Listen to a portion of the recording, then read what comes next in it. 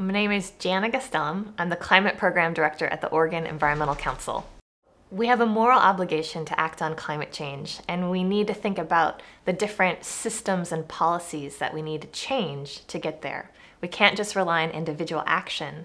So we're going to be talking about two different policies, overarching economy-wide policies, on how to both limit and/or price carbon to really address climate change. The reason we need to think about pricing carbon is that carbon is embedded in all of our energy systems. It's in the fossil fuels we use to run and heat and fuel our lives. And right now, the impacts of carbon prices are externalized. It's in the forest fires and the worsening air quality. And those costs are not really embedded in our decision making. So when we put a price on carbon, it changes the way we make our decisions about how much and when we use carbon. So pricing carbon is going to change, ideally, business decisions about how much carbon we use. And so business people, corporations, will change their actions and activities. The best designed carbon pricing policies will put a price upstream in decision making, so that if a business is going to decide how to power their industry or what type of power to provide to households, it'll be made further up the decision-making line. For individuals, it may mean that some of those price signals change, so it may create more incentive for us to weatherize our homes or to consolidate our trips when we go to the grocery store and go to the post office. But ideally, most of the change happens further upstream in how we even power these systems in the first place.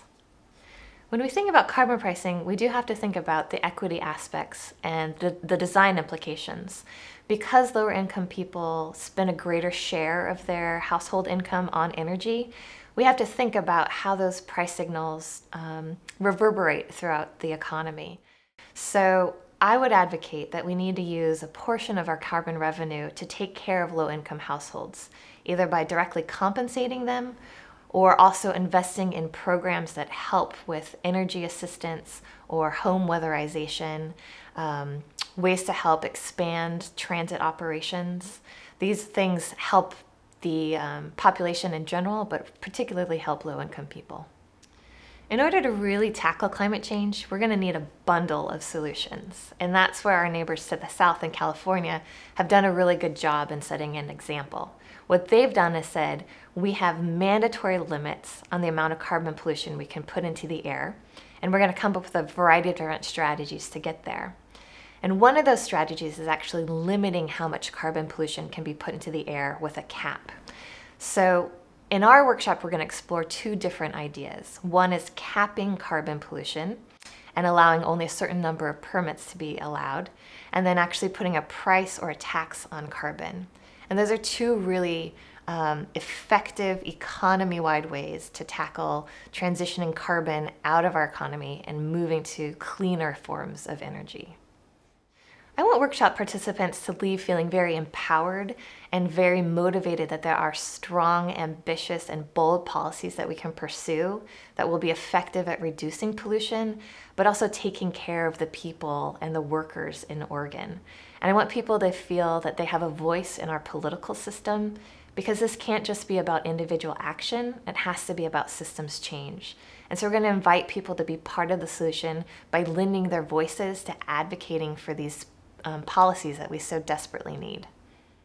Members of the faith community can be very effective at helping to lift up the issue of climate change as a moral issue to address and to voice concerns and support for the policies that will help solve the problem, but also bring a real strong ethical component to the dialogue.